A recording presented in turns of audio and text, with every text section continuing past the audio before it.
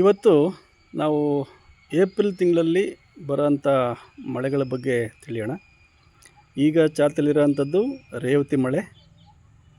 ಈ ತಿಂಗಳ 14ನೇ ತಾರೀಕು ಅಶ್ವಿನಿ ಮಳೆ ಹುಟ್ಟುತ್ತೆ, ಅಂದರೆ ಏಪ್ರಿಲ್ 14ನೇ ತಾರೀಕು. ಹಾಗೆ ಏಪ್ರಿಲ್ ಕೊನೆಯ ವಾರ, ಏಪ್ರಿಲ್ 27ನೇ ತಾರೀಕು ಭಾಳ ಮುಖ್ಯವಾಗಿ ಭರಣಿ ಮಳೆ ಹುಟ್ಟುತ್ತೆ.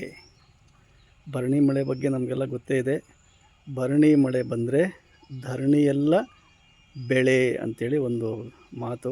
ಆ ಮಳೆ ಬರಲೇಬೇಕು, ಬಂದರೆ ಶ್ರೇಯಸ್ಸು ಅಂಥೇಳಿ ನಮ್ಮ ರೈತರೆಲ್ಲ ಬಯಸ್ತಾರೆ.